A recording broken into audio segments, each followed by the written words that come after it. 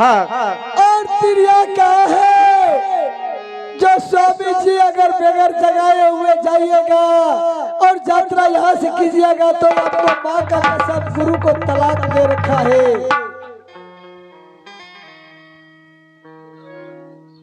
उसको क्या करूंगा गुरुदेव?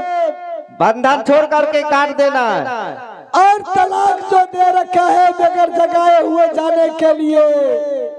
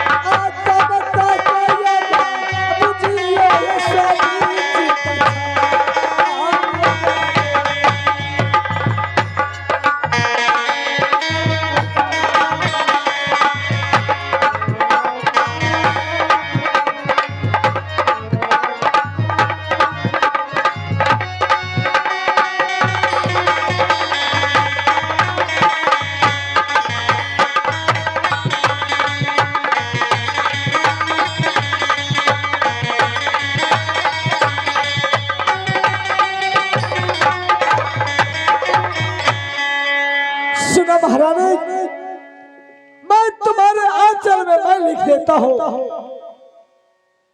जो नित्य दिन उठ करके आंगन में एक चौरा लगाना, उसमें एक तुलसी का पौधा दे देना और उस पौधा में नित्य रोज तुमने जल फूल देना। जब तक वो तुलसी हरा भरा रहेगा तो सोच लेना मेरा पति दुनिया में जीवित है, और जिस रोज वो तुलसी सूखा जाएगा तो सोच लेना मेरा पति इस दुनिया में नहीं है। अब मैं यहाँ से चलता हूँ और मैं अपनी बहन बिरवा के दरवाजे और बहन बिरवा से 5 मुट्ठी भिक्षा लेना है। हाँ जा जा या लखन राज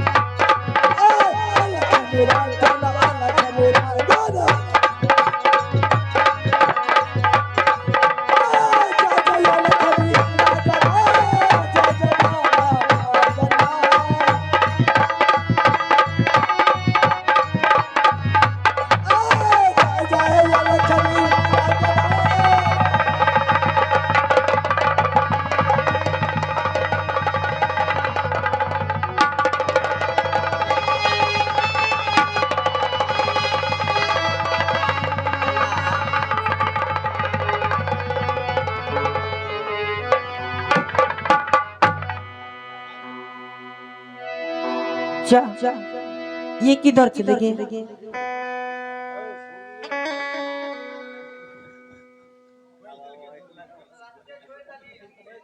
ये किधर भागे? हे पतिदेव, मुझे आप छोड़ के कहाँ चले गए?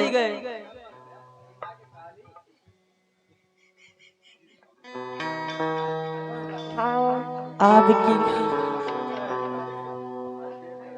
मैं कैसे ये जूनागढ़ शहर में रहूंगी? क्या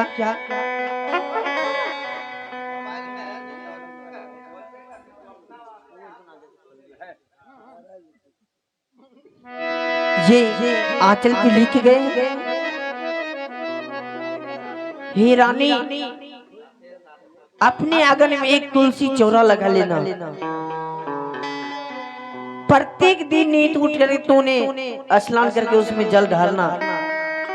जब तक वो पौधे हरे भरे रहेंगे तब तक बुझना मेरा पति जिंदा है। जिस दिन सूख गया उस दिन बुझना मेरा पति देव इस दुनिया में नहीं है। क्यों नहीं मैं जाकर एक तुलसी की पेड़ लगा लेती हूँ। ठीक है, अब मैं यहाँ से अपनी राजमहल जा रही हूँ।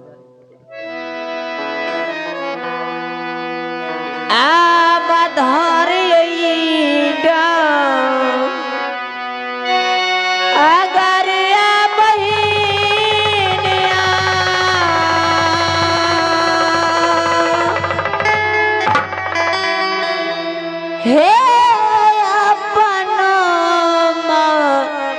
हलिया बती